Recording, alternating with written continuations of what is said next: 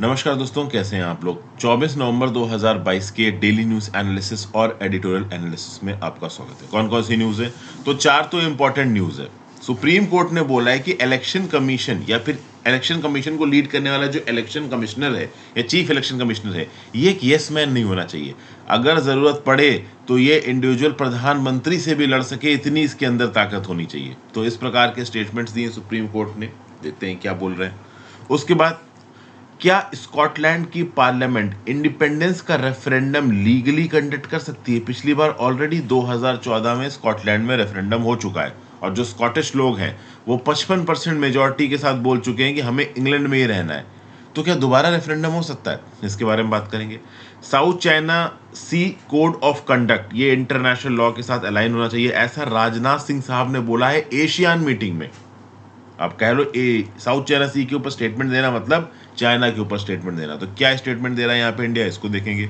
और केंद्र की सरकार ने बोला है कि हमारे पास sufficient stock of wheat and rice available है। तो ये न्यूज देखेंगे, चार की चार न्यूज इंपॉर्टेंट है, चारों देखेंगे।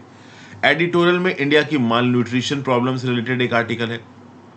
हमारे देश में जो इंफॉर्मेशन कमिश्नर्स हैं, इनकी ताकत को बहुत हद तक कम कर दिया गया है। राइट टू इंफॉर्मेशन एक्ट के अंदर नागरिकों को जो ताकत दी गई वो प्रॉपर तरीके से हम इम्प्लीमेंट नहीं कर पा रहे हैं, इसको देखेंगे। फिर इंडिया का G4 मूवमेंट, चूंकि इंडिया यहाँ पे G20 का लीडर बन गया है, तो एज अ G20 लीडर हम क्या क्या कर सकते हैं, क्या क्या नहीं कर सकते हैं, इसके बारे में बात की गई है।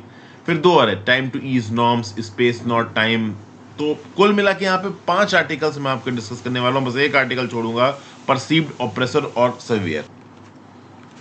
तो शुरुआत करते हैं word of the day, throw caution to the wind. Throw caution to the wind मतलब रिस्क लेना, टेक अ रिस्क। जैसे the caretaker threw caution to the wind by taking a sick baby outside. एक बीमार बच्चे को बाहर ले जाके कॉशन टू द विंड मतलब आपने एक रिस्क ले लिया, बच्चा कहीं और बीमार ना हो जाए। आगे बढ़ने से पहले वीडियो पे लाइक का बटन, दोस्तों चैनल को अब तक शेयर और सब्सक्राइब नहीं किया कर लीजिए। इंस्टाग्राम पे फॉलो कर लीजिए, आपसे जुड़ने की कोशिश करता हूँ। टेलीग्राम ग्रुप ज्वाइन कर लीजिए, वहाँ पे आपको लेक्चर की PDF और नोटिफिकेशन दोनों मिल जाएगी। चलिए, पहली news, GS paper 2 judiciary constitutional bodies election commissioner shouldn't be a yes man, supreme court का बोलना है। यहाँ पे देखिए जस्टिस KM जोसेफ साहब क्या बोल रहे हैं। Independence is not an unruly horse, independence also partakes in playing by the rules of the game in areas where the election commissioner has discretion, he should exercise that discretion and show independence. Basically यहाँ पे election commissioners और chief election commissioners को और free करे जाने की बात की जा रही है। कॉन्स्टिट्यूशन बेंच इस समय पे सीरीज ऑफ पिटीशन सुन रही है जिसमें functional independence of election commission की बात हो रही है। देखिए क्या है, एक तो पहली बात यहाँ पे ओवरऑल जब चीफ इलेक्शन कमिश्नर या इलेक्शन कमिश्नर का अपॉइंटमेंट होता है तो वो किस प्रकार से होता है। अब अगर आप आर्टिकल 324 क्लॉज 2 के अंदर जाओगे तो साफ साफ लिखा हुआ है कि पार्लियामेंट ओवरऑल प्रोसीजर को तय करेगा चीफ इलेक्शन कमिश्नर या इलेक्शन कमिश्नर के अपॉइंटमेंट के। बट अब तक ऐसा कोई लॉ पार्लियामेंट ने पास नहीं किया, जिसके रिस्पेक्ट में एक एडिटोरियल भी है, उसको भी हम यहाँ पे देखेंगे। तो ऐसी कुछ बात की जा रही सुप्रीम कोर्ट के अंदर कि शायद इलेक्शन कमिश्नर या चीफ इलेक्शन कमिश्नर के अपॉइंटमेंट के लिए कोलेजियम बनाया जाए जिसमें प्रधानमंत्री हो, ठीक है ना, चीफ जस्टिस ऑफ इंडिया हो, लीडर ऑफ द अपोजिशन हो। हालांकि सरकार अनइक्विवोकली इस चीज को रिस्ट्रेन कर रही है, रिजेक्ट कर रही है। अभी के समय पे इलेक्शन कमिश्नर्स या चीफ इलेक्शन कमिश्नर्स के अपॉइंटमेंट का पूरा दारोमदार सरकार के हाथ में। अगर कॉलेजियम जैसी चीज बन जाएगी तो जुडिशरी भी यहाँ पे इन्वॉल्व हो जाएगी, जो कहीं ना कहीं सरकार नहीं चाहती है। इसी कंटेक्स्ट में अगर आप देखो, सॉलिसिटर जनरल तुषार मेहता साहब ने यह भी बोल दिया कि the independence of the executive was as sacrosanct as independence of the judiciary. Tushar Mehta साहब ने इसलिए बोला कि अगर जुडिशरी इंडिपेंडेंट है तो एग्जीक्यूटिव भी इंडिपेंडेंट है। मतलब इलेक्शन कमिश्नर्स और चीफ इलेक्शन कमिश्नर्स का जो अपॉइंटमेंट है ना, ये डोमेन है एग्जीक्यूटिव का, सरकार का। इसमें जुडिशरी घुस के सही नहीं कर रही है। लेकिन जुडिशरी का ये बोलना है, खासकर जस्टिस KM जोसेफ का ये बोलना है कि भैया हमें स्ट्रॉन्ग इलेक्शन कमिश्नर्स की जरूरत है। ऐसे इलेक्शन कमिश्नर्स जो इंडिपेंडेंट तरीके से काम करें, अगर जरूरत पड़े तो वो प्रधानमंत्री से भी भिड़ जाए। एक डोसाइल हाँ हाँ बोलने वाला इंसान इलेक्शन कमिश्नर की कुर्सी पर नहीं चाहिए। और इसी कंटेक्स्ट में देखो तो रिसेंटली भारत सरकार ने मिस्टर अरुण गोयल साहब को इलेक्शन कमिश्नर अपॉइंट कर दिया। तो ऐसा था कि इलेक्शन कमिश्नर की एक कुर्सी बहुत लंबे समय से खाली थी, तो उस कुर्सी को भरने के लिए constitution bench of the supreme court के सामने पिटीशन पड़ी हुई थी। वो पिटीशन फाइनली डिस्पोज ऑफ नहीं हुई थी और बीच में ही यहाँ पे इलेक्शन कमिश्नर की कुर्सी पर अरुण गोयल साहब को अपॉइंट कर दिया गया। तो सुप्रीम कोर्ट यहाँ सरकार से यहाँ पे ये भी पूछ रहा है कि भाई तुमने हमसे डिस्कस किए बिना यहाँ पे कैसे मिस्टर अरुण गोयल को as an election commissioner appoint कर दिया। वैसे मैं बता दूं कि अरुण गोयल साहब का अपॉइंटमेंट थोड़ा अलग तरीके से हुआ है। जिस दिन इलेक्शन कमिश्नर अपॉइंट होने वाले थे उससे एक दिन पहले इन्होंने वॉलेंट्री रिटायरमेंट लिया था। एक सीनियर IAS ऑफिसर हैं और ये इल्ज़ाम भी लगाया जाता है कभी कभी सरकार के ऊपर कि जो ब्यूरोक्रेट्स होते हैं, जो ब्यूरोक्रेट्स रिटायर हो चुके हैं या फिर बिल्कुल ही अपने रिटायरमेंट की एज के पास हैं, उनको यहाँ पे इलेक्शन कमिश्नर अपॉइंट किया जा रहा है। तो कुल मिला के जुडिशरी बात कर रही है कि एक न्यूट्रल और इंडिपेंडेंट मैकेनिज्म एग्जिस्ट करना चाहिए इलेक्शन कमिश्नर्स के अपॉइंटमेंट में। तो जब अरुण गोयल साहब को यहाँ पे अपॉइंट किया गया ना, तब जुडिशरी केंद्र की सरकार से पूछ रही है कि भाई क्या प्रोसीजर था, किस मैकेनिज्म के थ्रू यहाँ पे आपने अपॉइंटमेंट किया गोयल साहब का। यहाँ पे जुडिशरी ने साफ साफ बोला है कि हम कमी नहीं निकाल रहे हैं आपके अंदर, हम बस वो मैकेनिज्म जानना चाहते हैं जिस मैकेनिज्म के तहत आप इलेक्शन कमिश्नर्स का अपॉइंटमेंट कर रहे हो। क्योंकि अभी जितनी भी स्टैट्यूटरी लॉज है उसमें कहीं पे भी क्लियर कट ये नहीं लिखा है कि इलेक्शन कमिश्नर्स का अपॉइंटमेंट कैसे होगा। Overall executive appointments committee of the cabinet को जो सही लगता है उस हिसाब से वो इलेक्शन कमिश्नर्स का अपॉइंटमेंट कर देते हैं। एक इस बहस में मिस्टर वेंकट रमानी साहब ने यह बोला सरकार के बिहाफ पे कि देखिए सर, 2 इलेक्शन कमिश्नर्स हैं, एक चीफ इलेक्शन कमिश्नर है। ज्यादातर केसेस में इलेक्शन कमिश्नर्स को ही हम चीफ इलेक्शन कमिश्नर बनाते हैं। तो उस कंटेक्स्ट में सुप्रीम कोर्ट के जज साहब ने पलट के पूछा, तो इसका मतलब जो इलेक्शन कमिश्नर है वही चीफ इलेक्शन कमिश्नर बनेगा और जो इलेक्शन कमिश्नर नहीं है वो डायरेक्टली चीफ इलेक्शन कमिश्नर नहीं बन सकता? इस प्रकार का क्वेश्चन पूछा यहाँ पे। अब देखिए, कहीं पे भी स्टैट्यूट में, लॉ में ये लिखा नहीं है कि चीफ इलेक्शन कमिश्नर बनने के लिए आपका इलेक्शन कमिश्नर होना जरूरी है। अभी जो बेसिक कन्वेंशन चल रहा है उसमें यही होता है कि भाई जो इलेक्शन कमिश्नर है, तो जो सीनियर मोस्ट इलेक्शन कमिश्नर होता है उसको चीफ इलेक्शन कमिश्नर बना दिया जाता है। बट ओवरऑल सरकार चाहे तो सीधे सीधे भी किसी एक इंडिविजुअल को चीफ इलेक्शन कमिश्नर बना सकती है। तो अगर आप सीधे सीधे चीफ इलेक्शन कमिश्नर बना रहे हो तो उसका क्या प्रोसीजर है, मैकेनिज्म है, ये हमारे सामने सबमिट करो। तो बेसिकली यहाँ पे क्वेश्चन कर रहे हैं सरकार से कौन? Supreme court. अब यहाँ पे additional solicitor general Balbir Singh साहब क्या बोल रहे हैं? वो बोल रहे हैं कि इलेक्शन कमीशन ऑफ इंडिया इतने सालों से परफेक्टली फाइन तरीके से काम कर रहा है, तो appointment of the election commissioners को क्वेश्चन करने की जरूरत नहीं है। लेकिन आपको ये पता है कि अक्सर कर इलेक्शन कमीशन के ऊपर भी इल्ज़ाम लगाया जाता है कि ये रूलिंग पार्टी के फेवर में है, रूलिंग पार्टी के अगेंस्ट ज़्यादा कुछ नहीं करते हैं, रूलिंग पार्टी को overall model code of conduct violate करने पे भी ज़्यादा पेनलाइज नहीं किया जाता है।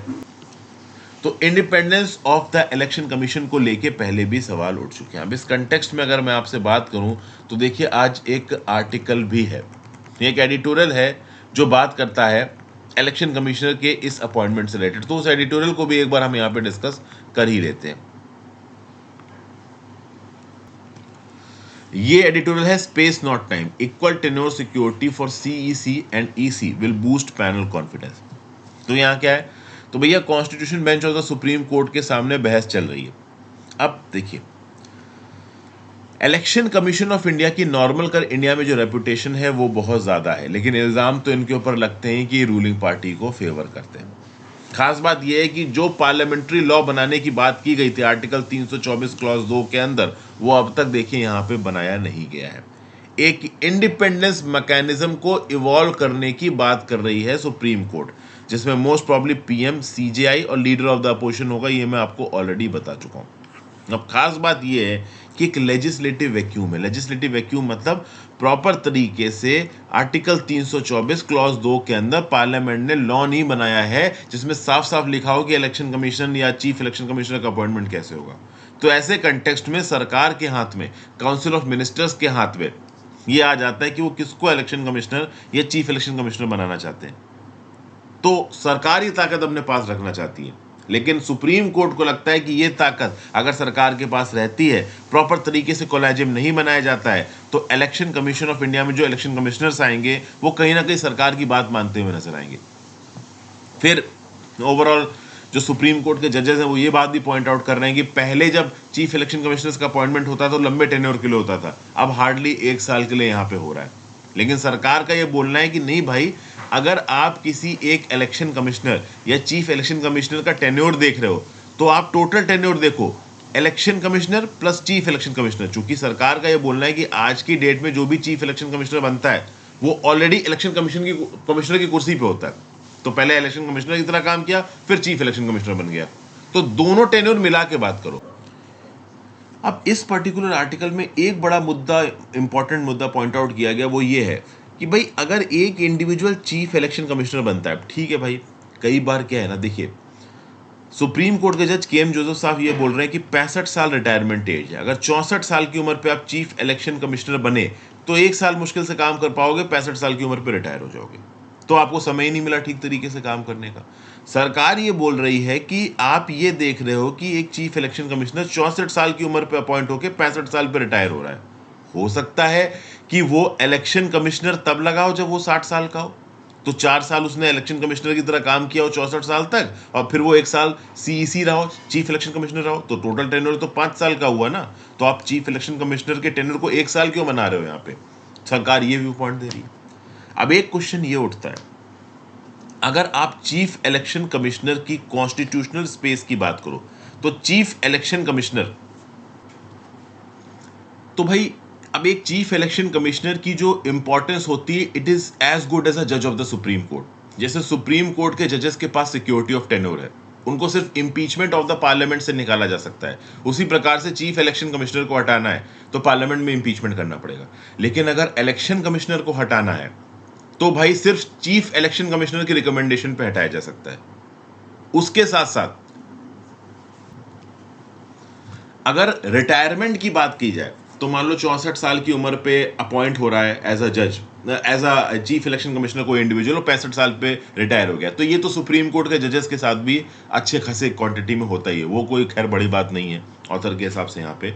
बट हाँ, जिस लेवल की इंपॉर्टेंस चीफ इलेक्शन कमिश्नर को मिली हुई है उस लेवल की इंपॉर्टेंस इलेक्शन कमिश्नर को भी मिलनी चाहिए। मतलब अगर आप चीफ इलेक्शन कमिश्नर को सिक्योरिटी ऑफ टेन्योर दे रहे हो कि जब वो अपॉइंट हो गया तो इम्पीचमेंट बाय द पार्लियामेंट से ही निकाला जाएगा, ये इंपॉर्टेंस इलेक्शन कमिश्नर को भी दो। ये चीज़ सही नहीं है कि चीफ इलेक्शन कमिश्नर रिकमेंडेशन दे देगा तो आप इलेक्शन कमिश्नर को उसकी कुर्सी से हटा दोगे। समझ गए भाई? तो ये ओवरऑल हम कह सकते हैं कि एक आर्टिकल था इंपॉर्टेंट जिसको हमने डिस्कस किया। एक टॉपिक था इंपॉर्टेंट, ये इलेक्शन कमिश्नर्स के अपॉइंटमेंट वाला जो सुप्रीम कोर्ट में, जिसके ऊपर अभी बहस चल रही। सुप्रीम कोर्ट जब फाइनल डिसीजन देगा तो मैं आपको बताऊंगा। Next, GS paper 2, government policies and intervention. Union home ministry takes up Kuki Chin Bangladeshi refugee issue with external affairs ministry. क्या है भाई, बांग्लादेश की तरफ से मिजोरम के अंदर कुकी चिन कम्युनिटी के 270 लोगों ने एंट्री मारी। इनफैक्ट इनको एंट्री अलाउ कर दी बीएसएफ ने, और राज्य की सरकार ने इनको ऑफिशियली डिस्प्लेस्ड पर्सन का दर्जा दिया है। मैं आपको बता दूं, इंडिया का कोई लॉ नहीं है रिफ्यूजीज के ऊपर, खुद का कोई लॉ नहीं है, और इंटरनेशनल रिफ्यूजी कन्वेंशंस को इंडिया मानता नहीं है। मिनिस्ट्री ऑफ होम अफेयर्स के हिसाब से फॉरेन नेशनल्स जो कि इंडिया के अंदर बिना किसी वैलिड ट्रेवल डॉक्यूमेंट्स के एंट्री मारे हैं उनको इलीगल इमिग्रेंट्स कहा जाता है। तो इस प्रकार के इवेंट्स कम ही देखने को मिलते हैं। कुछ 270 लोग, जिसमें 25 छोटे छोटे बच्चे थे, 60 औरतें थी, ये बॉर्डर सिक्योरिटी फोर्स के एक पेट्रोलिंग बेस के पास पहुंचे on the Bangladesh Mizoram border, और इन्होंने परमिशन मांगी फॉर एंट्री इनटू इंडिया, और इनको परमिशन दे दी गई 20 नवंबर को। ये इंडिया के अंदर आगे इनके पास ज़्यादा कुछ बिलोंगिंग्स थी नहीं, ह्यूमैनिटेरियन ग्राउंड्स पे इनको एंट्री दी गई। अब एंट्री दी क्यों गई?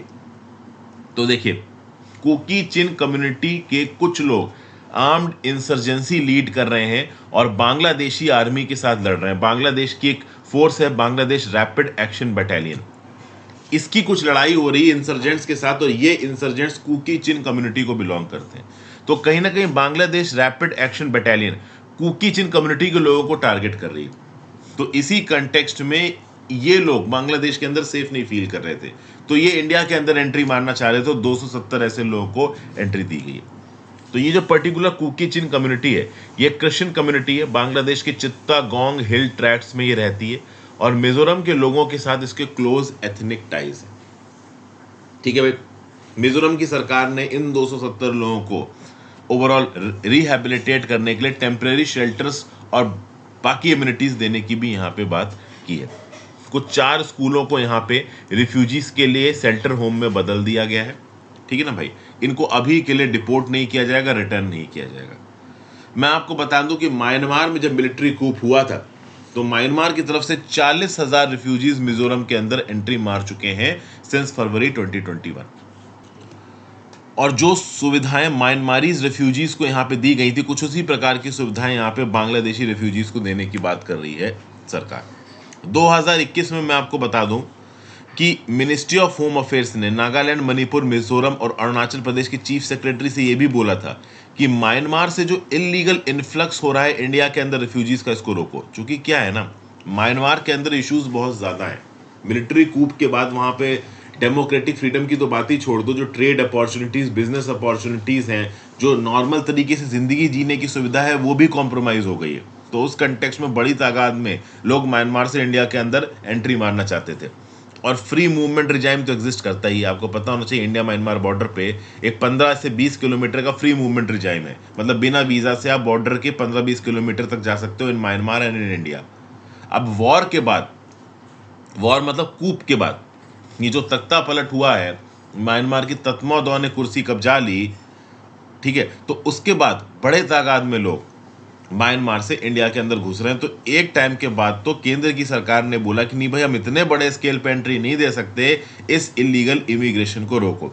तब भी हजारों की तादाद में म्यांमारीज लोग आके मिजोरम में रह रहे हैं और नॉर्थ ईस्ट स्टेट्स में रह रहे हैं, और कुछ ऐसे ही लोग बांग्लादेश की तरफ से भी आ रहे हैं। हालांकि इन कुकी चिन लोगों को तो भारत सरकार ने अलाउ किया है, मतलब राज्य की सरकार ने अलाउ किया है, और बीएसएफ भारत सरकार के अंदर काम करती है, तो बिना एमएचए की परमिशन के तो एंट्री वैसे भी नहीं मिलती। ठीक है भाई। फिर इससे पहले मिनिस्ट्री ऑफ होम अफेयर्स कई बार ये क्लियर भी कर चुकी है, राज्य की सरकारों के पास ताकत नहीं है रिफ्यूजी स्टेटस देने का। किसी भी फॉरेनर को रिफ्यूजी स्टेटस देने की ताकत केवल मिनिस्ट्री ऑफ होम अफेयर्स के पास है, राज्य की सरकार के पास नहीं है। और मिनिस्ट्री ऑफ होम अफेयर्स अपनी सोवरेन कैपेसिटी में डिसीजन लेती है, क्योंकि India is not a signatory to United Nations refugee convention of 1951, ना ही इसके 1967 के प्रोटोकॉल को हमने साइन किया है। तो इंटरनेशनल नॉर्म्स जो है ना रिफ्यूजी के, उसको हम फॉलो नहीं करते। अगर हम फॉलो करेंगे ना, तो हमारे यहाँ पे रिफ्यूजी भरे चले आएंगे, फिर वो अफगानिस्तान हो, म्यांमार हो, हर जगह से लोग ही आके यहाँ पे इंडिया में भीड़ लगा लेंगे। इसीलिए ओवरऑल भारत सरकार सोवरेन कैपेसिटी में इस रिफ्यूजी के मुद्दे पे डिसीजन लेती है। कुकी लोगों की बात की जाए तो मीजो हिल्स में रहने वाली एक एथनिक नेटिव ग्रुप है ये। मीजो हिल्स की बात करो तो ये मिजोरम और मणिपुर के साउथ ईस्टर्न पार्ट में आता है। और ये जो कुकी ग्रुप है, ये हिल ट्राइब्स है जो कि इंडिया, बांग्लादेश, म्यांमार में पाई जाती हैं। नॉर्थ ईस्ट इंडिया में कुकी लोग हर स्टेट में प्रेजेंट हैं, एक अरुणाचल प्रदेश को छोड़ के। जो कुकी पीपल की 50 ट्राइब्स है, इनको रिकॉग्नाइज किया गया है एज शेड्यूल्ड ट्राइब्स। ठीक है भाई। अब देखिए क्या है, नॉर्थ ईस्ट का जो ट्राइबल कल्चर है उसको थोड़ा समझना मुश्किल हो जाता है कभी कभी। जो चिन लोग हैं म्यांमार के और जो मीजो लोग हैं मिजोरम के, वो कहीं ना कहीं कुकी ही कहलाते हैं। ओके, इनको कलेक्टिवली कभी कभी जो पीपल भी बोला जाता है। तो चिन कुकी ग्रुप में गांगटे, हमार, पैथ, थैदो, वेफी, जू, एमॉल, चिरू, कोरेंग, कॉम, ये सब अलग अलग ग्रुप्स ऑफ पीपल हैं जो अपने आप को इन नामों से आइडेंटिफाई करते हैं, वो इनके अंदर इंक्लूड कर लिए जाते हैं। तो कुल मिला के आप कह सकते हो कि चिन कुकी एक ही कम्युनिटी है। अगर वो म्यांमार साइड चली गई तो उसको चिन बोला जाएगा, अगर वो इंडियन साइड आ गई तो उसको कुकी बोला जाएगा। ठीक है भाई। मोंगोलाइट ग्रुप को बिलोंग करते हैं ये लोग। नेक्स्ट जीएस पेपर 2 तो fruit security, sufficient stocks of wheat and rice available, केंद्र की सरकार का बोलना है। तो भैया क्या है, तो भाई food and public distribution secretary Sanjeev Chopra साहब ने यहां पे क्या बोला कि भाई हमने जो व्हीट और आटा के एक्सपोर्ट के ऊपर रेगुलेशन लगाया था, इससे इंडिया के अंदर व्हीट और आटा की कमी पूरी नहीं हुई। प्लस जो दाम बढ़ रहे थे ना, वो 15% से 5% पे आ गए। मतलब prices came down from 15% to 5%। जो इंक्रीमेंट था दामों में, वो दामों का इंक्रीमेंट कम हो गया। पहले 15% मार्केट रेट से ज़्यादा दाम चल रहे थे, अब सिर्फ 5% ज़्यादा चल रहा है। आपको याद होगा कि कुछ महीने पहले फूड सिक्योरिटी को देखते हुए व्हीट और राइस दोनों के एक्सपोर्ट पे कुछ हद तक रेजुलेशन लगाया था। इनफैक्ट व्हीट के एक्सपोर्ट को तो पूरा बैन कर दिया गया था। रीज़न क्या था कि भाई एक तो इंडिया के व्हीट की डिमांड बहुत ज़्यादा बढ़ गई थी, ये यूक्रेन रशिया वॉर के चलते। उसके बाद हमारे देश के अंदर भी डोमेस्टिक कंजम्पशन अच्छा खासा है व्हीट का, तो बड़े स्केल पे जब एक्सपोर्ट होने लगा, मैं आपको बता दूं पब्लिक डिस्ट्रीब्यूशन सिस्टम के अंदर भी सरकार ने कम प्रोक्योरमेंट किया है। रीज़न ये है कि मार्केट प्राइस व्हीट का ज़्यादा था, तो जो फार्मर्स थे वो अपना वीट सरकार को ना बेच के मार्केट में बेचते थे, क्योंकि मार्केट में ओवरऑल वीट बेचने के दाम ज़्यादा मिल रहे थे, चाहे वो वीट हो चाहे राइस हो। तो सरकार बोल रही है कि ये जो हमने एक्सपोर्ट बैन लगाया ना, इसके चलते ही प्राइसेस स्टेबलाइज हुए हैं। फिर सरकार का बोलना है कि बफर स्टॉक भी हमने ठीक ठाक मेंटेन कर रखे हैं। As of 15 November 2022 central pool में 201 लाख टन गेहूं और 140 लाख टन राइस पड़ा हुआ है। अब मैं आपको एक बात और बता दूं, सरकार बहुत सी स्कीम्स के लिए प्रोक्योरमेंट करती है। प्रधानमंत्री गरीब कल्याण अन्न योजना, नेशनल फूड सिक्योरिटी एक्ट और बहुत सी वेलफेयर स्कीम्स है। राज्य की सरकारें ये प्रोक्योरमेंट करती हैं। बहुत सारा गेहूं अनाज ओवरऑल केंद्र की सरकार सस्ते दामों पे खरीद के राज्य की सरकार को देती है। राज्य की सरकार अगर अपनी तरफ से कुछ एक्स्ट्रा स्कीमें चला रही हैं तो वो भी ओवरऑल पीडीएस के लिए या फिर कह लो उनकी चलाई हुई स्कीमों के लिए गेहूं चावल जो बाकी धान है वो खरीदती हैं। अगर प्रोक्योरमेंट देखा जाए तो इस बार का जो खरीफ मार्केटिंग सीजन है, खरीफ की खेती कौन से महीने से कौन से महीने तक होती है, नीचे कमेंट बॉक्स में बताइए। तो खरीफ मार्केटिंग सीजन में 21 नवंबर तक 185.93 lakh ton rice procure already किया जा चुका है, जिसके चलते 18,51,000 फार्मर्स को मदद मिली है 54,559 करोड़ रुपए की, 54,559 करोड़ रुपीस की। और ऐसा बताया जा रहा है कि खरीफ मार्केटिंग सीजन 2022-23 में अगर रेनफॉल प्रॉपर तरीके से ठीक रहती है, मतलब इस साल ठीक रही है और पैडी का प्रोडक्शन भी ठीक ठाक रहा है, कुछ जगहों पे फसलें जरूर खराब हुई हैं, वो तो खैर हर साल खराब होती हैं, बट ओवरऑल प्रोक्योरमेंट ठीक है। तो overall 521 lakh tons of rice procure किया जाएगा खरीफ मार्केटिंग सीजन 2022-23 में। ठीक है, तो ये ओवरऑल यहाँ पे कुछ मतलब सरकार कहीं ना कहीं अपनी तारीफ कर रही है। एक तो सरकार ये बोल रही है कि हमने फार्मर्स को जो भी सब्सिडीज वगैरह थी वो अवेलेबल करवाई, रेनफॉल ठीक रही तो फार्मर ने ठीक ठाक पैदावार की, हमने अच्छा खासा प्रोक्योरमेंट किया है।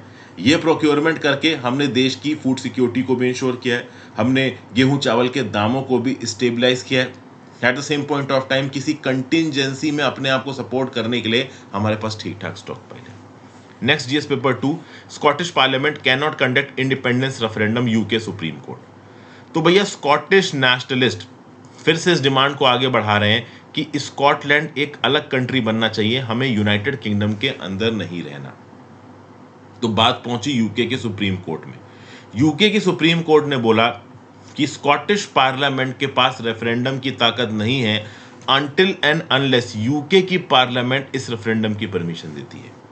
देखिए, स्कॉटिश नेशनल पार्टी के जो लीडर हैं और स्कॉटलैंड के जो फर्स्ट मिनिस्टर हैं निकोला स्टर्जियन, इनका यह बोलना है कि हम यूके की सुप्रीम कोर्ट की इज्जत करते हैं, लेकिन at the same point of time UK का जो अगला जनरल इलेक्शंस होगा वहां पे स्कॉटलैंड पार्टी जिस प्रकार से वोटिंग करती है वो एक तरीके से डी फैक्टो रेफरेंडम होगा। अब आप समझिए, यूके का जनरल इलेक्शन का स्कॉटलैंड की इंडिपेंडेंस से क्या लेना देना है। तो मैं आपको समझाता हूं, स्कॉटलैंड की हिस्ट्री आपको समझनी पड़ेगी। ये जो स्कॉटलैंड की इंडिपेंडेंस का आइडिया है ना, ये देखता है कि स्कॉटलैंड एक सोवरेन स्टेट है, एक अलग कंट्री है, यूनाइटेड किंगडम से अलग है। और पहले ये अलग कंट्री हुआ भी करते थे, मिडिल एजेस के समय पे 1400-1500 में स्कॉटलैंड एक इंडिपेंडेंट किंगडम था। ठीक है, और इंग्लैंड से अलग रहने के लिए इसने कई जंगें भी लड़ी थी। ये दोनों स्कॉटलैंड और इंग्लैंड मिल गए 1603 में, जब स्कॉटिश किंग जेम्स 6 बने, जेम्स 1 ऑफ इंग्लैंड। दोनों किंगडम्स पॉलिटिकली यूनाइट हुए और बने ग्रेट ब्रिटेन 1707 पे। और उसके बाद पॉलिटिकल कैंपेनिंग शुरू हुई स्कॉटिश सेल्फ गवर्नमेंट की। तो भले ही स्कॉटलैंड इंग्लैंड के साथ मिल गया, लेकिन at the same point of time जो स्कॉटिश नेशनलिस्ट थे वो सेल्फ इंडिपेंडेंस की बात कर रहे थे, सेल्फ गवर्नमेंट की बात कर रहे थे। अब सोचो, इंग्लैंड ने इंडिया जैसी कंट्री को नहीं छोड़ा जो कि हजारों किलोमीटर दूर थी, तो स्कॉटलैंड तो बिल्कुल ही इंग्लैंड के बगल में है। समझ गए बात को? तो कहीं ना कहीं अगर आप देखो तो स्कॉटलैंड 1707 से इंग्लैंड का पार्ट है, ग्रेट ब्रिटेन है, लेकिन at the same point of time Scotland में रहने वाले लोग सेल्फ गवर्नमेंट की बात किया करते थे। अब उसके बाद देखिए 1979 और 1997 में रेफरेंडम्स हुए हैं सेल्फ गवर्नमेंट की पावर्स के डेवोल्यूशन के स्कॉटलैंड के अंदर। और फाइनली अगर आप देखो तो 1 जुलाई 1999 को बनी Scottish parliament. Scottish parliament obviously बात है स्कॉटलैंड का इंटरनल एडमिनिस्ट्रेशन कैसे होगा इसको डिसाइड करती है। और खास बात दोस्तों ये है कि स्कॉटिश पार्लियामेंट के अंदर जो सबसे राइट विंग पार्टी है उनकी, जो कि बिल्कुल ही इंडिपेंडेंस की बात करती है, वो है स्कॉटिश नेशनल पार्टी। ठीक है, स्कॉटिश नेशनल पार्टी को 2011 के स्कॉटिश पार्लियामेंट में पूर्ण बहुमत मिला। ओके, और इसी स्कॉटिश नेशनल पार्टी ने कैंपेनिंग की कि भाई स्कॉटलैंड को इंग्लैंड से अलग हो जाना चाहिए। इसी कैंपेनिंग के चलते 2014 में इंग्लैंड ने भी बोला कि ठीक है भाई, अगर आपको रेफरेंडम कराना हो तो आप रेफरेंडम करा लो। 2014 में रेफरेंडम हुआ भी। ओवरऑल स्कॉटिश नेशनल्स बाहर निकल के आए, उन्होंने वोट डाला कि वो इंग्लैंड के साथ रहना चाहते हैं, इंग्लैंड से अलग। 55.3% लोगों ने बोला कि हम इंग्लैंड के साथ रहना चाहते हैं, हम एक अलग कंट्री नहीं बनना चाहते। तो इस कंटेक्स्ट में स्कॉटलैंड किसकी तरफ आ गया? स्कॉटलैंड आ गया आपका इंग्लैंड की तरफ। ये नक्शा दिख रहा है आपको, ये जो ग्रीन वाला पोर्शन है केवल ये है इंग्लैंड। उसके साथ साथ स्कॉटलैंड जोड़ लो, नॉर्दर्न आयरलैंड जोड़ लो और वेल्स जोड़ लो, तब जाके पूरा ग्रेट ब्रिटेन बनता है। ठीक है भाई, नॉर्दर्न आयरलैंड का अलग बवाल चल रहा है, स्कॉटलैंड का अलग बवाल चल रहा है। अगर ये दोनों अलग हो गए तो इंग्लैंड जो आज की डेट में एग्जिस्ट करता है ना, यूनाइटेड किंगडम, वो यूनाइटेड भी नहीं रहेगा, बिल्कुल ही कमजोर हो जाएगा। ओके, अब एक और चीज मैं आपको बता दूं, भले ही 2014 के रेफरेंडम में स्कॉटलैंड के लोगों ने ये बोला कि हम इंग्लैंड से अलग होना चाहते हैं, लेकिन स्कॉटलैंड का एक मेजर तबका ये चाहता था कि हम यूरोपियन यूनियन का हिस्सा जरूर रहें। अब ये जो ब्रेग्जिट किया है यहाँ पे इंग्लैंड ने, उसके बाद ये सारी फ्रेश डिमांड्स उड़ गई हैं। नॉर्दर्न आयरलैंड वाला इशू भी तब से ही उठ रहा है, क्योंकि नॉर्दर्न आयरलैंड और रिपब्लिक ऑफ आयरलैंड के बीच में एक बड़ी लाइन खिंच जाएगी। Reason being, Republic of Ireland European Union का पार्ट है, but United Kingdom European Union का पार्ट नहीं रहा।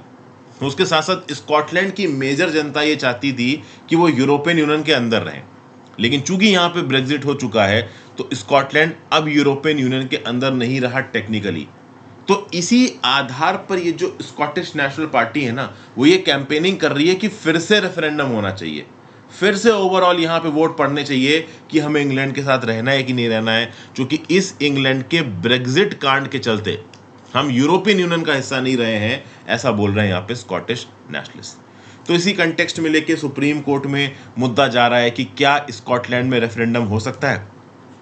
तो यूनाइटेड किंगडम की सुप्रीम कोर्ट के जो प्रेसिडेंट है लॉर्ड रॉबर्ट रीड साहब, इन्होंने बोला है कि भाई देखिए, स्कॉटलैंड के अंदर रेफरेंडम हो सकता है या नहीं हो सकता है, इसकी प्रायर परमिशन आपको वेस्टमिंस्टर मतलब इंग्लैंड की ब्रिटिश पार्लियामेंट से लेनी होगी। अब लेट्स सी वो होती है कि नहीं होती।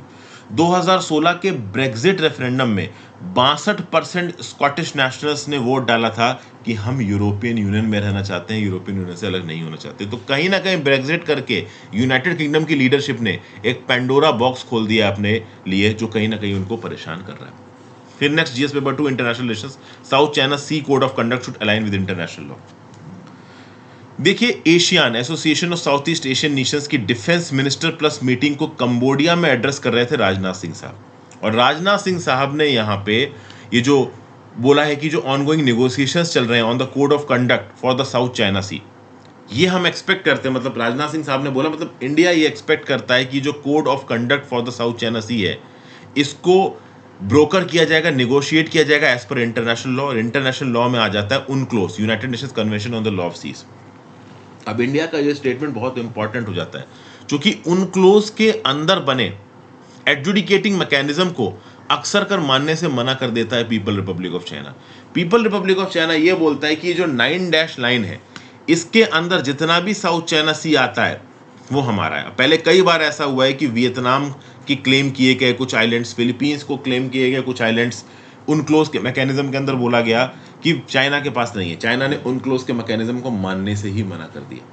तो इसीलिए यहाँ पे राजनाथ सिंह साहब ये खड़े होकर बोल रहे हैं कि हम चाहते हैं कि code of conduct in the South China Sea international law के हिसाब से। ये स्टेटमेंट भले ही आपको डायरेक्टली चाइना के अगेंस्ट नहीं नजर आ रही है, बट इनडायरेक्टली चाइना के अगेंस्ट ही है। ओके भाई, legitimate rights and interest of the Nations यहाँ पे जियोपार्डाइज नहीं होने चाहिए, डिस्कशंस के हिसाब से चीज़ें होनी चाहिए। पीस और स्टेबिलिटी के लिए ऐसे कॉम्प्लिकेटिंग एक्शंस और इंसिडेंट्स जो कि ट्रस्ट और कॉन्फिडेंस को इरोड करते हों, हमें वो नहीं करना चाहिए, ऐसा एशियन मीटिंग में कहीं ना कहीं राजनाथ सिंह साहब ने बोला। फिर इन्होंने और क्या बोला, India stands for the freedom of navigation and overflight, unimpeded lawful commerce, peaceful settlement of maritime disputes and adherence to international law, particularly the UNCLOS 1982। एक फ्री ओपन और इंक्लूसिव ऑर्डर इंडो पैसिफिक में बनाने के लिए, sovereignty और territorial integrity को respect करने के लिए डिस्प्यूट्स के पीसफुल रेजोल्यूशन की जरूरत है, इंटरनेशनल रूल्स एंड लॉ से अधेरेंस की जरूरत है, डायलॉग की जरूरत है। फिर कुछ कंट्रीज जो शांत रहती हैं, न्यूट्रल रहती हैं टुवर्ड्स टेररिज्म, वो एक्चुअली में इनडायरेक्टली टेररिज्म को प्रमोट ही कर रही हैं। मतलब कहीं ना कहीं एशियान में चाइना के बैकयार्ड में जाके चाइना को इनडायरेक्टली चैलेंज कर रहा है इंडिया, ये सब बातें बोल के, और करना ज़रूरी भी है क्योंकि इंटरनेशनल मैकेनिज्म में चाइना के दोगलेपने को पॉइंट आउट करना बहुत ज़्यादा जरूरी है। हालांकि इस न्यूज़ में कहीं पे चाइना फैक्टर आपको नजर आएगा नहीं, बट राजनाथ सिंह साहब की स्टेटमेंट्स ओवरऑल चाइना को ही टारगेट कर रही हैं। फिर उन्होंने ये बोला कि आज के डेट में टेररिस्ट ग्रुप्स इंटरलिंकेजेस करते हैं क्रॉस कॉन्टिनेंट्स, न्यूएस्ट टेक्नोलॉजी के इस्तेमाल से मनी को ट्रांसफर करते हैं, सपोर्टर्स को रिक्रूट करते हैं। इस प्रकार के ऑर्गेनाइज साइबर अटैक्स को, ऑर्गेनाइज टेररिज्म को रोकने की ज़रूरत है, और इसमें कहीं ना कहीं एशियान बहुत इंपॉर्टेंट रोल प्ले करता है। पूरे इंडो पैसिफिक के सेंटर में इंडिया के साथ एशियान भी प्रोमिनेंटली स्टैंड करता है। ठीक है भाई, तो ये ओवरऑल यहाँ पे United Nations convention on the law of the Sea बात करो तो इंटरनेशनल एग्रीमेंट है, लीगल फ्रेमवर्क फॉर मैराइन और मैरीटाइम एक्टिविटीज़ की बात करता है।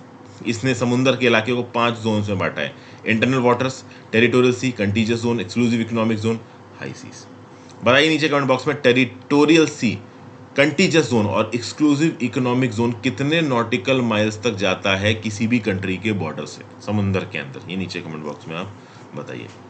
चलिए आ जाते हैं अपने एडिटोरियल डिस्कशन पे। ठीक है, सबसे पहला article, fixing India's malnutrition problem. Global hunger index report 2022 की आई और कहीं ना कहीं इंडिया के लिए कंसर्निंग था। 121 कंट्री में इंडिया की रैंक है 107, बहुत ही पीछे है इंडिया। तो जब ये फाइंडिंग्स निकल के आई ना, तो भारत सरकार ने बोला कि भाई ये तो कॉन्स्पिरेसी है इंडिया के अगेंस्ट, इंडिया की इतनी गंदी रैंकिंग कैसे हो सकती है।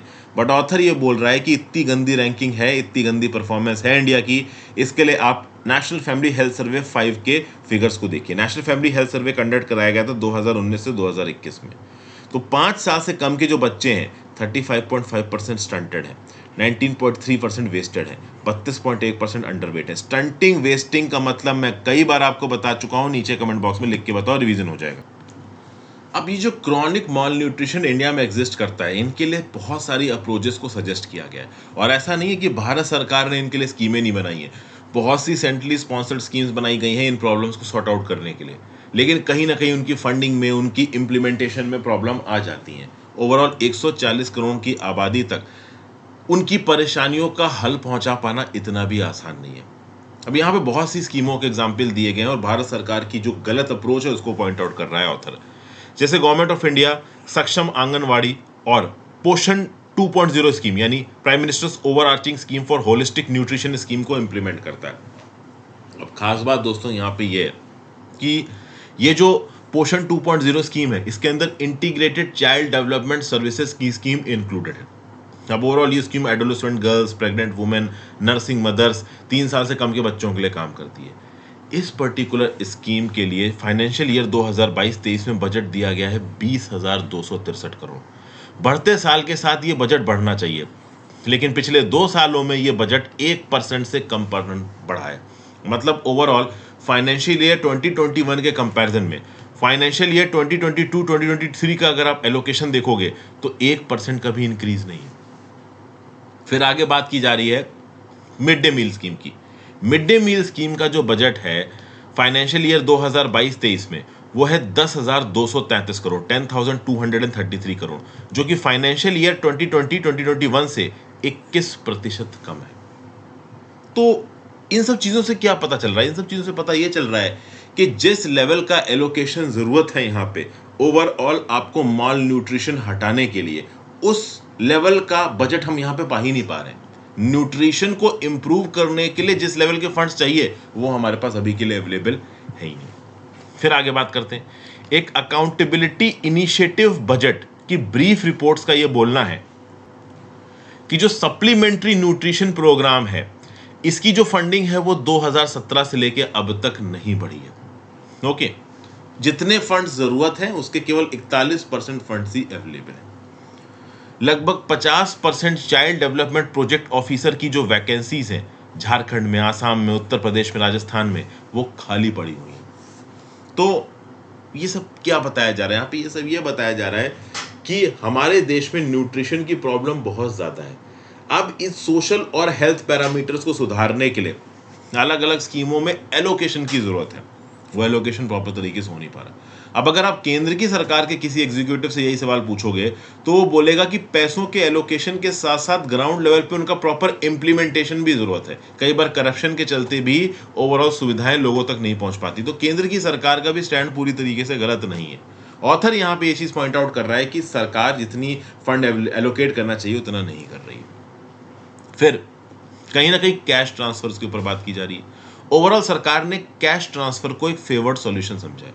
कुल मिला के लोगों के अकाउंट में पैसा ट्रांसफर करो। अगर वो सब्सिडी किसी चीज की ऑप्ट कर रहे हैं तो पहले वो पैसा पेमेंट कर दें पूरा पूरा, फिर पैसा उनके अकाउंट में ट्रांसफर हो जाएगा। तो इसके लिए JAM trinity, Jan Dhan bank account, Aadhaar mobile, इसकी बात की गई। और इस जैम ट्रिनिटी को इंप्लीमेंट करने के लिए बहुत तेजी से इंडिया में डिजिटल इंफ्रास्ट्रक्चर को इंप्रूव किया गया। लोगों के बैंक अकाउंट खोले गए, उनको ओवरऑल डिजिटल अवेयरनेस के बारे में जानकारी दी गई। हमारे दूर दराज रूरल इलाकों में नेटवर्क कनेक्टिविटी, इंटरनेट कनेक्टिविटी पहुंचाने की बात की गई। स्मार्टफोन्स को और अफोर्डेबल बनाया गया। लेकिन at the same point of time cash transfers एक लिमिट से ज्यादा लोगों की मदद नहीं कर सकते। रीजन क्या है? रीजन ये है कि बढ़ते इन्फ्लेशन के साथ आपके पास जो कैश अमाउंट है पैसों का, उसकी वैल्यू घटेगी। तो आज की डेट में 100 रुपए में जितनी चीजें आप खरीद पा रहे हो, अगले साल 100 रुपए में आप उतनी चीजें नहीं खरीद पाओगे। तो कहीं ना कहीं कैश ट्रांसफर्स की यहां पे कुछ लिमिटेशंस हैं, ये पॉइंट आउट करने की कोशिश कर रहा है ऑथर। प्लस ये भी बताया जा रहा है कि कई बार चाइल्ड न्यूट्रिशन स्कीम्स को पुश देने के लिए जो घर का लीडिंग मेंबर है उसके अकाउंट में भी केंद्र की सरकार और राज्य की सरकार ने कैश ट्रांसफर्स किए हैं। बट कई बार ऑडिट में पाया गया है कि वो कैश ट्रांसफर एक्चुअली में ग्राउंड लेवल पे चाइल्ड न्यूट्रिशन के लिए कैपिटलाइज नहीं हो पाता। एक्चुअली में उस पैसों के ट्रांसफर का बेनिफिट बच्चे के पास नहीं पहुंच पाता। फिर हमारे देश में और भी बहुत प्रॉब्लम है, जैसे सन प्रेफरेंस, सोशल फैक्टर्स। तो क्या होता है कि घर में अगर आपने पैसा पहुंचा भी दिया तो घर में सोशल प्रेफरेंस बेटों की तरफ ज़्यादा होती है, बेटियों की तरफ कम होती है। तो अगर घर वालों के हाथ में पैसा है तो वो बेटों पे ज़्यादा ख़त्म करेंगे, बेटियों पे कम ख़त्म करेंगे। तो यहाँ पे जो सोशल फोबिया है in favour of son and in opposition to daughter, इसको भी यहाँ पे हटाने की ज़रूरत है। तो कैश ट्रांसफर हर चीज़ का पैनाशिया नहीं हो सकता। इसलिए बहुत सारे वुमेन सेंट्रिक प्रोग्राम चला रही है जहाँ पे बेनिफिट लेने के लिए आप एक वुमेन के नाम पे ही बेनिफिट ले सकते हो। तो ये सब बातें ओवरऑल यहाँ पे बताई गई हैं। पीडीएस स्कीम के थ्रू और सप्लीमेंट्री स्कीम्स के थ्रू प्रेग्नेंट लैक्टेटिंग मदर्स को, इनफैक्ट या चिल्ड्रन, खासकर गर्ल चाइल्ड को यहाँ पे भारत सरकार द्वारा बेनिफिट दिया जाता है। तो आईसीडीएस स्कीम हो गई, एमडीएस स्कीम हो गई, पोषण स्कीम हो गई, इन सब को कहीं ना कहीं एडिक्वेट फंडिंग देने की जरूरत है। ग्राउंड लेवल पे इनका सोशल ऑडिट कंडक्ट करवाने की जरूरत है ताकि हमें सही समय पे पता लग सके कि एक्चुअली में इन स्कीम का सही तरीके से यूज हो भी रहा है कि नहीं। फिर यहाँ पे सौरभ दास साहब का एक आर्टिकल है, इन्फॉर्मेशन कमीशन की ये बुराई कर रहे हैं। देखिए, हमारे देश में सेंट्रल इन्फॉर्मेशन कमीशन बनाया गया है। ट्रांसपेरेंसी रिजीम में इस बॉडी की बहुत इंपॉर्टेंस है। ओवरऑल सेंट्रल इन्फॉर्मेशन कमिश्नर्स जो अपॉइंट होते हैं उनका काम क्या है? ये बताना कि भाई जो इन्फॉर्मेशन एक सिटीजन ने मांगी है ये उसको मिलनी चाहिए या नहीं मिलनी चाहिए। जो प्राइमरी ड्यूटी होती है इन्फॉर्मेशन कमीशन की वो ये बताना है कि भाई इन्फॉर्मेशन अगर किसी के इंडिविजुअल ने मांगी है तो उसको देनी है कि नहीं देनी है। आरटीआई एक्ट के अंदर अगर किसी पब्लिक बॉडी से आप कोई इन्फॉर्मेशन मांगते हो तो उस इन्फॉर्मेशन का जवाब 30 दिन के अंदर आना चाहिए। अगर 30 दिन के अंदर जवाब नहीं आता है तो आप डिपार्टमेंट लेवल पे पहली अपील फाइल करोगे और वहां से भी जवाब नहीं आता है तो दूसरी जो अपील होगी, जो कि फाइनल अपील होगी, वो इन्फॉर्मेशन कमीशन के पास आप फाइल करोगे। अगर केंद्र की सरकार से इन्फॉर्मेशन चाहिए तो सेंट्रल इन्फॉर्मेशन कमीशन के पास फाइल करोगे। अगर राज्य से आपको आंसर चाहिए तो स्टेट इन्फॉर्मेशन कमीशन के पास दूसरी अपील जाएगी। ठीक है। अब ऑथर यहाँ पे ये बोल रहा है कि 2019 के बाद से, जब से आरटीआई एक्ट में अमेंडमेंट हुआ है, तब से ओवरऑल ये जो ट्रांसपेरेंसी मैकेनिज्म है ये कमजोर पड़ गया है। ठीक है भाई, 2019 के अमेंडमेंट से पहले क्या था कि जो इन्फॉर्मेशन कमिश्नर्स थे ना, इनका स्टेटस चीफ इलेक्शन कमिश्नर के बराबर था, मतलब एक सुप्रीम कोर्ट के जज के बराबर था। लेकिन 2019 का ये जो अमेंडमेंट्स आए हैं इन्फॉर्मेशन कमिश्नर्स के रिस्पेक्ट में, इसने कहीं ना कहीं केंद्र की सरकार को ज्यादा ताकत दे दी है। Independence of the state information commission और चीफ इन्फॉर्मेशन कमीशन ये हर्ट हुआ। 4 साल से पहले, मतलब 2019 से पहले जो फंक्शनिंग थी इन्फॉर्मेशन कमिश्नर्स की और 2019 के बाद जो फंक्शनिंग है उसमें जमीन आसमान का फर्क है। ओवरऑल अगर आप 2019 से पहले की फंक्शनिंग देखो तो कहीं ना कहीं आरटीआई एक्ट के एम्बिट को प्रॉपर तरीके से इंप्लीमेंट किया गया। पब्लिक अकाउंटेबिलिटी पूछ सकती थी, करंट प्राइम मिनिस्टर के एजुकेशनल क्वालिफिकेशन के बारे में पूछना हो, रिजर्व बैंक ऑफ इंडिया से विलफुल डिफॉल्टर्स ऑफ लोन के बारे में पूछना हो, हर चीज़ के रिस्पेक्ट में इंफॉर्मेशन कमीशन बहुत हद तक एक्टिव था, लेकिन 2019 के अमेंडमेंट के बाद थोड़ा कम एक्टिव हो गया। पब्लिक इंपॉर्टेंस से रिलेटेड चीज़ों पे भी जवाब जल्दी आते नहीं हैं। सिटीजन्स के लिए अकाउंटेबिलिटी को पा पाना बहुत मुश्किल हो रहा है। अगर आप चीफ इंफॉर्मेशन कमीशन के सामने अपील फाइल कर रहे हो तो वेटिंग टाइम 2 साल का है, और 2 साल तक तो वो मुद्दा रेलेवेंट भी नहीं रहता। ओवरऑल नेशनल लॉकडाउन जो लगाया गया कोविड-19 के समय पे, उससे रिलेटेड जब फाइल की जानकारी मांगी गई तो भी यहाँ पे इंफॉर्मेशन कमीशन की तरफ से कोई मदद नहीं मिली। फिर कई बार क्या होता है कि किसी मिनिस्ट्री को यहाँ पे नोटिफाई बनाया गया, जैसे मान लो अगर आप किसी मिनिस्ट्री से इन्फॉर्मेशन मांग रहे हो, मिनिस्ट्री ऑफ होम अफेयर से, मिनिस्ट्री ऑफ हेल्थ से, तो उस केस में भी इन्फॉर्मेशन कभी कभी बहुत डिलेड हो जाती है। और अगर मिनिस्ट्री के डिसीजंस के अगेंस्ट आप चीफ इन्फॉर्मेशन कमीशन के पास जाते भी हो तो चीफ इन्फॉर्मेशन कमीशन मिनिस्ट्री को इस मैटर को रेफर कर देता है।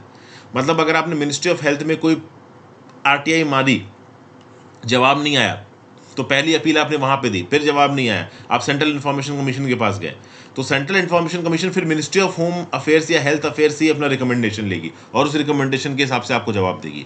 मतलब आप इन्फॉर्मेशन उसी मिनिस्ट्री से जानना चाहते हो और वही मिनिस्ट्री से इन्फॉर्मेशन कमिश्नर भी पूछ रहा है कि जवाब देना है कि नहीं देना है।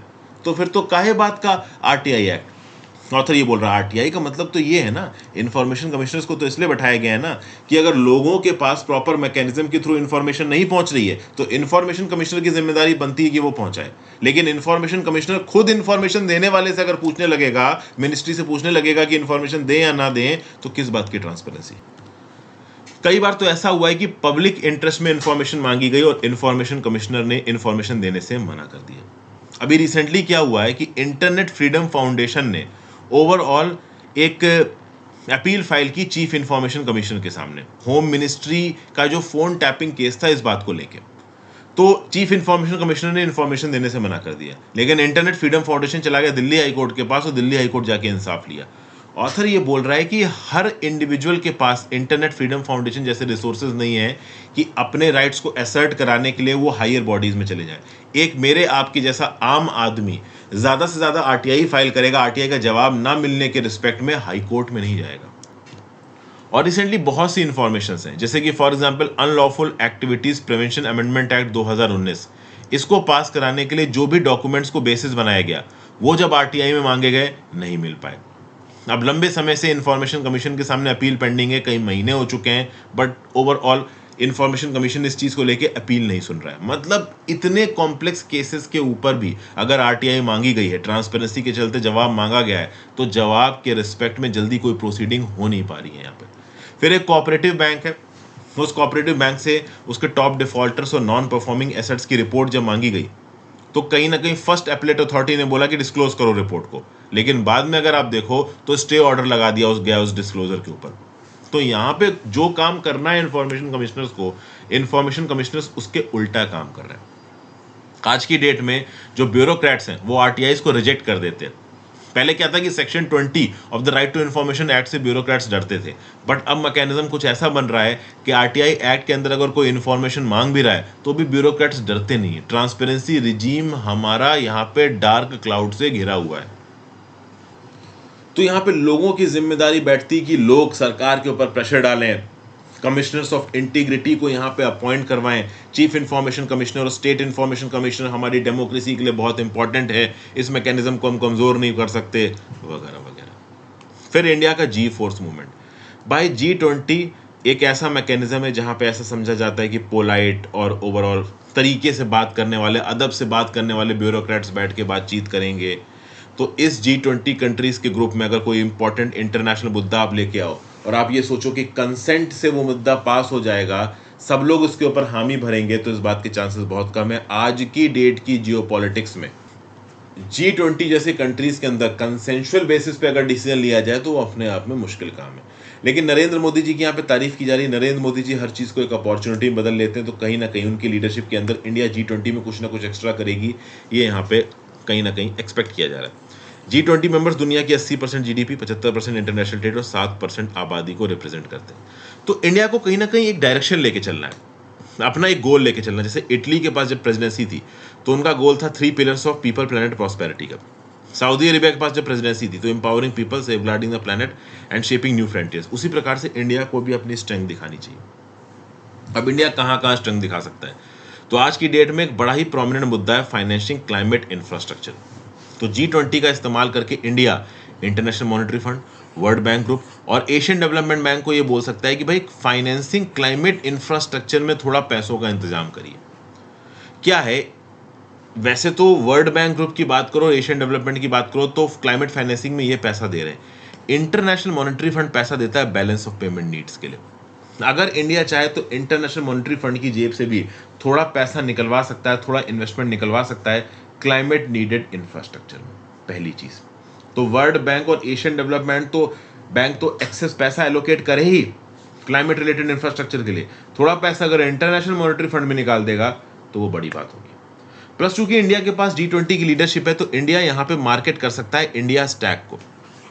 इंडिया स्टैक दुनिया की सबसे बड़ी डिजिटल पब्लिक यूटिलिटी है, जिसके अंदर आधार, United payment interface, eKYC, digi locker जैसे प्लेटफॉर्म्स, और ये प्लेटफॉर्म्स बहुत ही सेफ और सिक्योर तरीके से काम कर रहे हैं। तो किस प्रकार से इंडिया ने इंडिया स्टैक को बनाया, डिजाइन किया, इंप्लीमेंट किया, इसको इंडिया शोकेस कर सकता है पूरी दुनिया के लिए। और अगर G20 के मैकेनिज्म के थ्रू थोड़ा शोकेस करेगा तो इंडिया की जो सॉफ्ट पावर है, जो प्रेस्टीज है दुनिया में, वो बढ़ेगी। प्लस इंडिया कहीं ना कहीं साउथ एशिया में अपनी लीडरशिप का इस्तेमाल करके एक अल्टरनेटिव फाइनेंशियल मैकेनिज्म को प्रमोट कर सकता है। आज की डेट में दुनिया में डोमिनेट करता है स्विफ्ट, जो कि यूएस बेस्ड है। अगर आपको कोई भी इंटरनेशनल ट्रांजैक्शन करना हो, मान लो आप यूट्यूब चैनल चलाते हो और यूट्यूब चैनल में आपकी महीने की कमाई हुई 25,000 रुपए, तो वो जो पैसा है वो यूट्यूब के सिंगापुर अमाउंट से रिलीज होगा, सिंगापुर के बैंक अकाउंट से। तो वो पैसा अगर आपको अपने अकाउंट में लेना है तो आपको अपने बैंक अकाउंट का स्विफ्ट कोड बताना पड़ेगा, तब वो पैसा, मतलब इंटरनेशनल ट्रांजैक्शन के लिए चाहे आपको पैसा अकाउंट में मंगाना हो चाहे कहीं बाहर भेजना हो, आपको स्विफ्ट कोड लगेगा ही लगेगा। तो इस प्रकार का एक इंटरनेशनल फाइनेंशियल मैकेनिज्म इंडिया भी बना सकता है। धीरे धीरे करके अगर आप देखोगे तो इंडिया इंटरनेशनल ट्रेड में डोमिनेंट होगा, तो इस प्रकार का अल्टरनेटिव मैकेनिज्म बना लेते हैं तो हमारी रुपी की इंपॉर्टेंस भी बढ़ जाएगी। प्लस ओवरऑल G20 की लीडरशिप को इस्तेमाल करके इंडिया इंटरनेशनल मॉनेटरी फंड और वर्ल्ड बैंक की जो वोटिंग पैटर्न है उसको बदल सकता है। इंडिया आज की डेट में इकोनॉमिकली बहुत स्ट्रांग है, लेकिन अगर इंडिया का वोटिंग परसेंटेज अगर आप देखोगे IMF और वर्ल्ड बैंक में तो वो बहुत कम है। तो इंडिया अपनी लीडरशिप को इस्तेमाल करके उसको भी चेंज करवाने की कोशिश कर सकता है। फिर इंडिया अगर आप कल्चरली देखो तो यूरोपियन यूनियन से मैच करता है। यूरोपियन यूनियन के अंदर बहुत सारी अलग अलग कंट्रीज हैं, उनके अलग अलग कल्चर्स हैं। उसी प्रकार के इंडिया के अंदर जो एक अलग अलग स्टेट है ना, उसका भी अपना अलग अलग कल्चर है। तो इंडिया अपनी रिचनेस, कल्चरल टेनेसिटी को G20 के प्लेटफॉर्म के थ्रू पूरी दुनिया को शोकेस कर सकता है।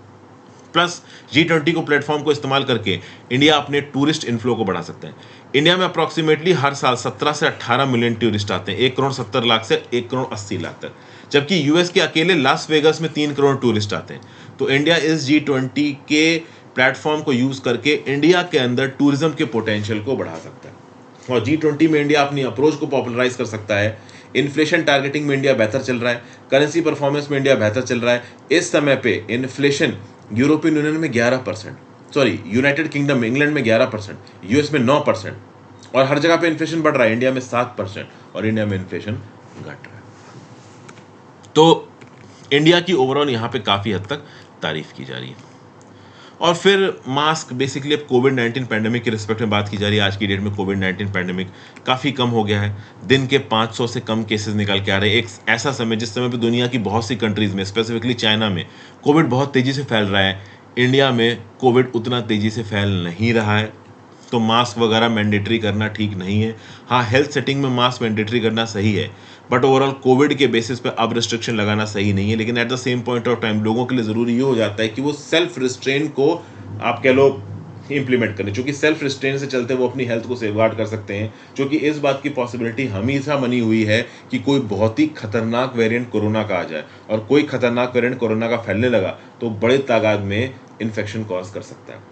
तो हम खुद को प्रोटेक्ट करने वाले मूड में चलें, लेकिन at the same point of time इस बात को भी इंश्योर करें कि कोविड-19 के चलते कोई एक्स्ट्राऑर्डिनरी या एक्सेसिव कहीं पे रिस्ट्रिक्शन ना लगाया जाए। So thank you for watching friends. Video को लाइक और शेयर कर दीजिएगा, इंस्टाग्राम पे फॉलो कर लीजिएगा, टेलीग्राम ग्रुप ज्वाइन कर लीजिएगा, ज़्यादा से ज़्यादा लोग साथ लेक्चर को शेयर करें। Have a great day.